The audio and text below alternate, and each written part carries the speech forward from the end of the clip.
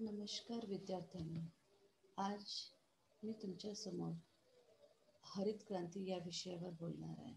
मी doctor हर्षना Sonkusare, अर्थशास्त्र विभाग, Renuka college, Nagpur.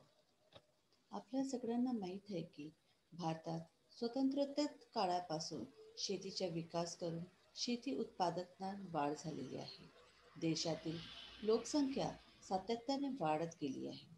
परंतु वाढत्या लोकसंख्येची अन्नधान्याविषयी गरज पूर्ण होऊ शकेल एवढेच उत्पादन मात्र शेतीमधून होते. त्यामुळे भारताला दरवर्षी विदेशातून अन्नधान्याची आयात करावी लागत होती. अशा प्रकारे भारत हा देश अन्नधान्यासारख्या अत्यंत आवश्यक वस्तूंसाठी परक्यांवर अवलंबून होता. अर्थातच आपण ही म्हणू शकतो की चिंताजनक आणि धोकादायक बाब होती. त्या अनुभव घेऊन 1965 मध्ये भारत पाक वेळ आली आणि या युद्धाच्या परिस्थितीमध्ये आणि अमेरिका पाकिस्तानचे समर्थन देशाने भारताला अन्नधान्याचा पुरवठा करण्याबाबत अडचणीचे धोरण अवलंबिले. भारतात राजकीय दडपण आपल्याला दिसून येतात. परंतु या दडपणाला न जुमानता स्वर्गीय पंतप्रधान लाल बहादूर शास्त्री यांनी देशाला जय जवान जय किसान हा नारा देऊन रणक्षेत्राप्रमाणे शेती क्षेत्राला महत्त्व देण्याचा निर्धार व्यक्त केला व तिथूनच भारतात हरित क्रांती या कार्याला चालना मिळाली. आता हरित क्रांती म्हणजे नेमका काय आणि हरित क्रांतीच्या आपल्या शेतीवर कोणता प्रभाव पडला हे आपण पाहूया. तर कोणत्याही व्यवस्थामध्ये अचानकपणे घडून येणारा मूलभूत बदल ज्याला आपण क्रांती म्हणतो असं म्हटलेलं आहे. कमी उत्पादक किंवा मागास शेतीची व्यवस्था मुळापासून बदलून शास्त्रशुद्ध पायावर आधुनिक पद्धतीची शेती करणे म्हणजे क्रांती होय. ही क्रांती पिका अंतर्गत वनस्पती संबंधी असल्यामुळे तिला हरित क्रांती असे म्हटलेलं आहे. आपण दुसऱ्या शब्दामध्ये म्हणूया की हरित क्रांती म्हणजे शेतीच्या विकासासाठी अंमलात आणलेले एक नवीन धोरण होय. अशा प्रकारे हळूहळू भारतात कृषी उत्पादनात नवीन तंत्रज्ञानाचा वापर वाढू लागला. ही नवीन तंत्रामुळे आधुनिक कृषी तंत्रज्ञान व हरित क्रांती या नावाने आपण ओळखलो. हा कार्यक्रम यशस्वी करण्यासाठी सरकारने पुढील 5 सूत्रांची कार्यक्रम अंमलबजावणी केलेली आहे. पहिला, अधिक उपजाऊ बियांच्या उत्पादन वाढ करून त्यांच्या वितरणाची व्यवस्था करणे. कृषी प्रत्यय आणि इतर उत्पादनांच्या पुरवठ्यात वाढ करणे. शेतकऱ्यांना शेतीविषयक तांत्रिक माहिती देणे. उत्पादन वाढीमुळे निर्माण होणाऱ्या समस्यांचे उदाहरण कापणी, विक्री इत्यादीचे निवारण करणे. लहान शेतकऱ्यांना शेतीविषयक यंत्रसामग्रीची पुरवण्याच्या संस्था अधिक सुदृढ बनविणे. या रीतीने आपण पाहतो की हरित क्रांती मुळे शेती उत्पादनात वाढ झालेली आहे. या दृष्टीने सरकारने 1960 पासून शेतविषयक नवीन व्यूहरचना अंमलात आणली. या व्यूहरचनाला आपण गहन कृषी जिल्हा कार्यक्रम अंतर्गत पाहतो. आता गहन कृषी जिल्हा कार्यक्रमाची कल्पना अशी होती की ही देशात सुधारित बियाणे, जंतुशे, रसायन खते व इतर शेती आदाने मर्यादित प्रमाणात उपलब्ध होते आणि संपूर्ण देशात वापर करण्याचे ठरविले तर देशाचे एकूण आकारमान लक्षात घेऊन आपण हे पाऊल उचलला. ज्या क्षेत्रात पावसाची किंवा कृत्रिम पाण्याची पुरवठ्याची शाश्वती आहे अशा निवड क्षेत्रात खते, सुधारित बिये, कीटकनाशक, औजारे इत्यादी सर्व साधन सामग्री उपलब्ध करून देऊन आधुनिक शेती पद्धतीचा अवलंबन करून शेतीच्या उत्पादनात त्या क्षेत्रापासून वाढविणे आणि तरी एकूण उत्पादनात वाढ होईल त्या क्षेत्राला शेतकऱ्यांना होणारा फायदा इतर क्षेत्राला शेत करून देऊन मग ते देखील ते पद्धतीचा अवलंब करण्यात आला. आता आपण पाहूया की अ, हरित क्रांतीचे घटक कोणकोणते आहे. ज्यामध्ये आपण पाहतो पहिला घटक आहे अधिक उपजाऊ जातीचा कार्यक्रम, ज्याला आपण म्हणतो HYVP, हाय हिल व्हरायटी प्रोडक्ट. अधिक उपजाऊ बीजांचा वापर हा धोरणाचा मुख्य कार्यक्रम आहे. 1966 to 67 मध्ये निश्चित पाणी पुरवठा असलेल्या 18 लाख हेक्टर जमिनीची अधिक उपजाऊ जाती बियांची लागवड करण्यात आली. आणि या रीतीने आपण भात, गहू, मका, ज्वारी, बाजरी यांचे क्वालिटीदार उपजाऊ वस्तूंचे उत्पादन करतो. फॉर एक्झाम्पल एखादी उदाहरण घेऊया, जसं गहू, कल्याण, सोना, हिरा, मोती या रीतीने आपण छान प्रोडक्टचे वापर करायला लागले. नेक्स्ट आहे बहुपिकांचा कार्यक्रम. वर्षातून एकापेक्षा अधिक पिके घेणे या कार्यक्रमाचा हा उद्देश आहे.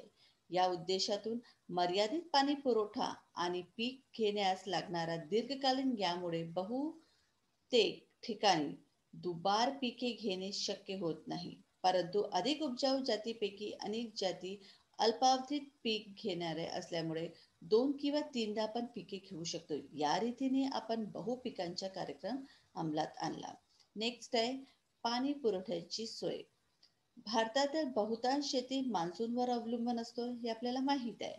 तर भारतीय शेतीचे मान्सूनाचे अवलंबून असण्याचे प्रमाण कमी झाल्याशिवाय शेती विकासात निश्चितता शकणार नाही. म्हणून शेतीविषयक नवीन धोरण पाणी पुरवठ्याची सोय विशेष महत्त्व देण्यात आले आणि या रीतीने 1981 पासून मोठ्या, मध्यम व लघु योजनाद्वारे ही सोय करण्यात आली.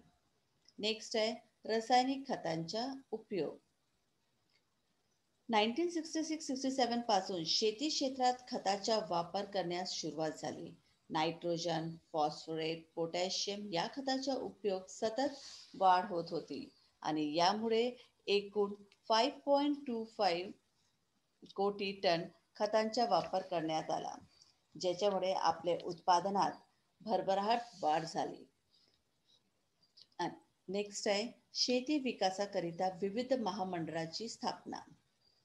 आता शेती विकास करायचा आहे तर नवीन मंडळाची स्थापना करण्यात आली, ज्याच्यामधून 1963 पासून विविध महामंडळ स्थापन करण्यात आले, जसं कृषी उद्योग महामंडळ, राष्ट्रीय सरकारी विकास महामंडळ, कृषी पुनर्वित्त महामंडळ, अन्नधान्य महामंडळ, ग्रामीण विद्युत महामंडळ इत्यादी.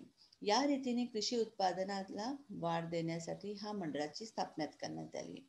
नेक्स्ट आहे योग्य किमतीची शाश्वती. शेतीच्या उत्पादन वाढल्यामुळे आपण म्हणतो की उत्पादन खूप वाढ होत आहे, पण योग्य किमतीची शाश्वती देणे पण आवश्यक आहे. शेतकऱ्यांकडून जे काही वस्तूंचे उत्पादन केलं जातो त्यांना त्याची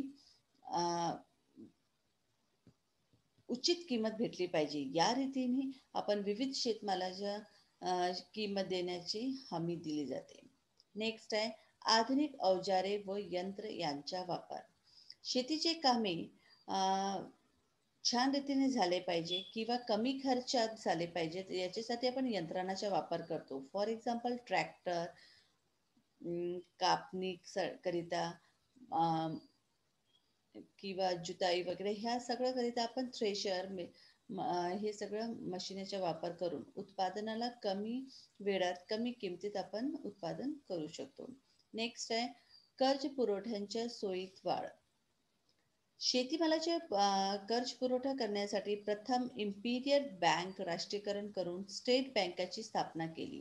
कारण की शेतकरी लोक गरीब असतात, त्यांच्याकडे इतकं पैसा नसतो की ते आपला उत्पादनात लावू शकणार, तर त्यांना काहीतरी कर्जची आवश्यकता असते. ते कर्ज पुरवठा आपण स्टेट बँकेद्वारे केले जातो. 1969 मध्ये 14 वाणिज्य बँकाचे राष्ट्रीयकरण करण्यात आला व त्यानंतर पुन्हा 6 वाणिज्य बँकाचे राष्ट्रीयकरण करण्यात आले.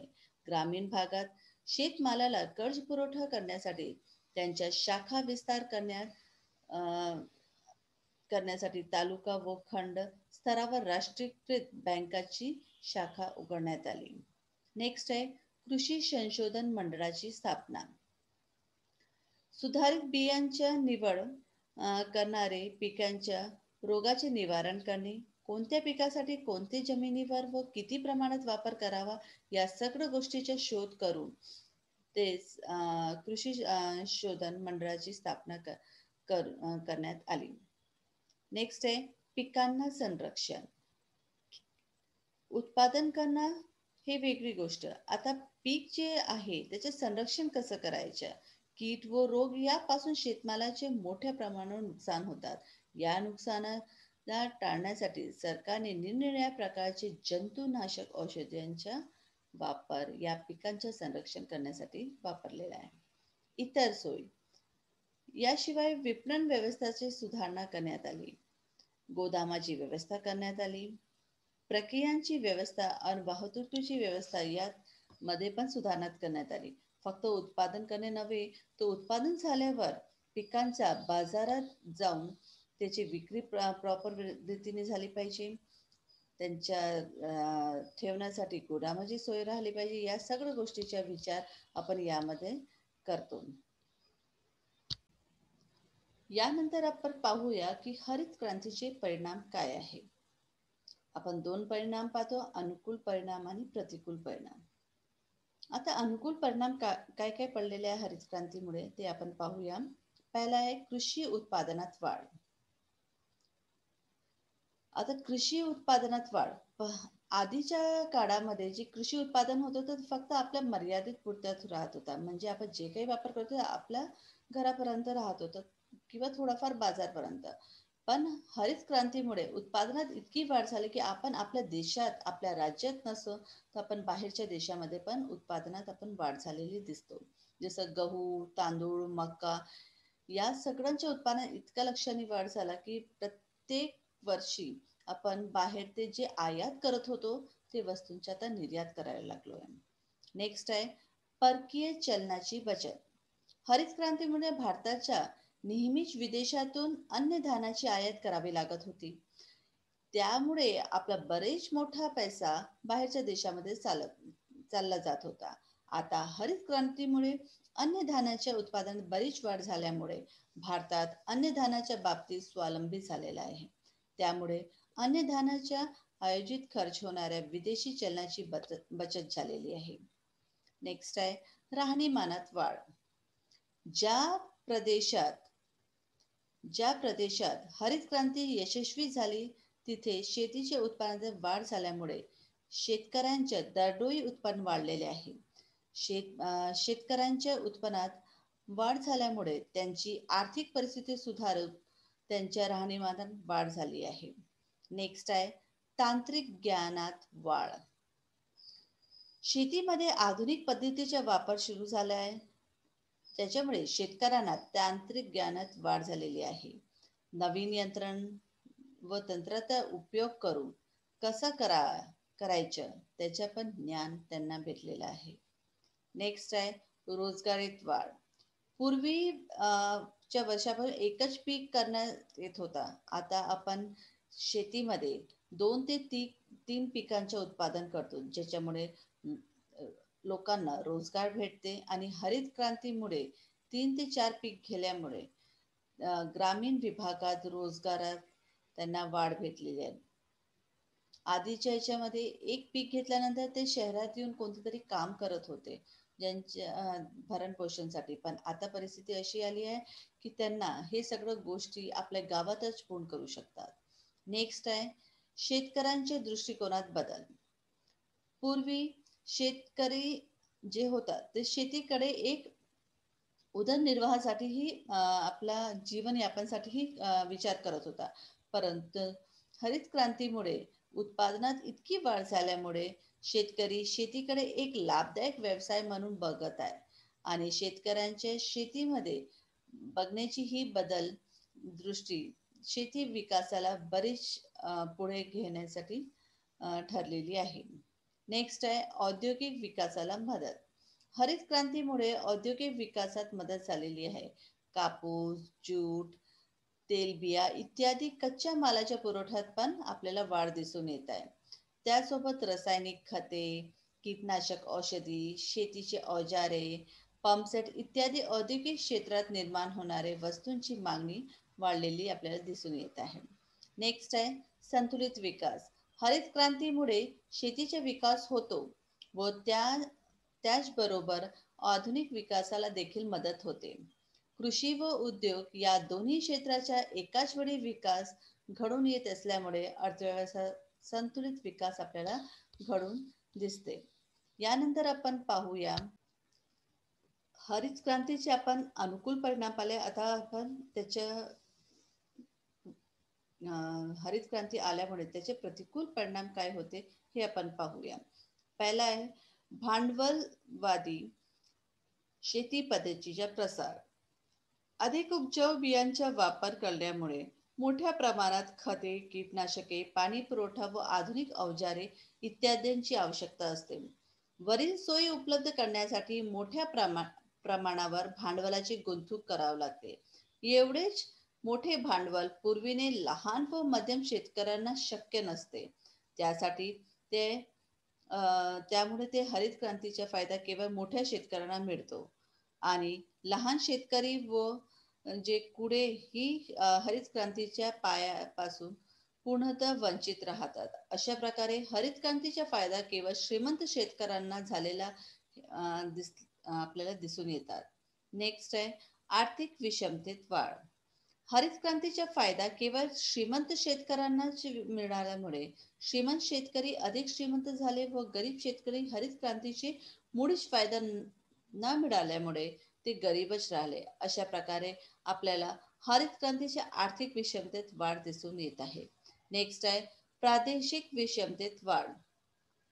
शेती विषयक नवीन धोरणामध्ये देशातील काही विशिष्ट भागांकडे लक्ष केंद्रित केला गेला, ज्याच्यामुळे इतर गोष्टींकडे आपला दुर्लक्ष झाला आणि या भागात विकास होऊ शक्य नाही. अशा प्रकारे हरित क्रांतीमुळे प्रादेशिक विषमता निर्माण झालेली आपल्याला दिसून येते. नेक्स्ट आहे शेतमजुरीच्या बेकारीत वाढ. शेती विषयक नवीन धोरणामध्ये सुधारित व आधुनिक अवजारे अवलंबन केले जात असल्यामुळे शेतीमध्ये मानवी श्रमाची मागणी कमी होत आहे. ट्रॅक्टर, थ्रेशर, पंपर, कापणी यंत्र इत्यादी सगळे यंत्रांचा वापर केल्यामुळे शेतमजुरीची बेकारी वाढताना आपल्याला दिसली आहे. नेक्स्ट आहे समग्र व्यवस्थेचा अभाव.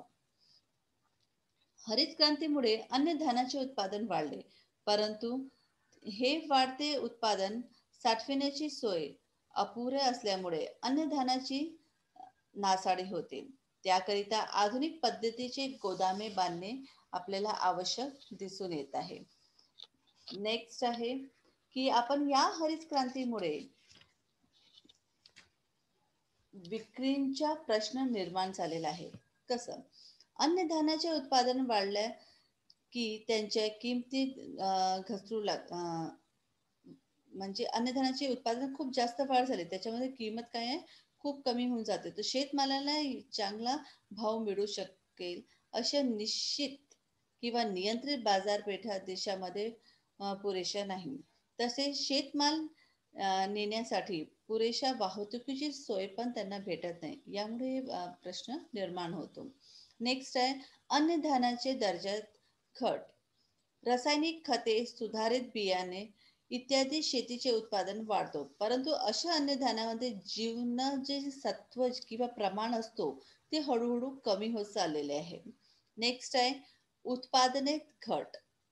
वर्षातून अनेक पिके आणि रासायनिक खतांचा अतिवापर केल्यामुळे जे जमिनीची उर्वरा शक्ती या नैसर्गिक गुणधर्म असतात ते हळूहळू सुपीकता त्याची कमी होत चाललेली आहे. नेक्स्ट आहे भूसुधारणाकडे दुर्लक्ष. शेती व्यवस्थेची प्रगती प्रामुख्याने सुधारित बियाणे, रासायनिक खते, पाणी पुरवठा, आधुनिक अवजारे इत्यादींच्या वापरावर अवलंबून असते असा समज हरित क्रांतीमुळे निर्माण झालेला आहे. परंतु त्यामुळे कुळाची शाश्वती, जमिनीचे उच्चाटन, कमाल जमीन धारणा मर्यादा चकबंदी इत्यादी भूसुधारणा विषयक कायद्यांच्या अंमलबजावणीकडे दुर्लक्ष करण्यात आलेले आहे. नेक्स्ट आहे काही निवडक पिकांनाच फायदा. उत्पादन वाढीचे मंत्र म्हणून ज्या हरित क्रांतीच्या आराधना आपण करतो तिचा फायदा सर्व प्रकारच्या पिकांना झालेला नाहीये. भात, गहू, ज्वारी, बाजरी, मका या पिकांना फायदा झाला आहे. या फायदा देखील पाचही पिकांना सम प्रमाणात नाही तर गव्हाच्या पिकांना विशेष झालेला आहे. तर बाजरी आणि मका पिकांना नामात्र फायदा झालेला आहे. या रीतीने आपण पाहतो की हरित क्रांतीचा जे फायदा झाला त्यासोबतच खूप काही नुकसान पण झाले जे आपण याच्यामध्ये पाहिलेलं आहोत. धन्यवाद.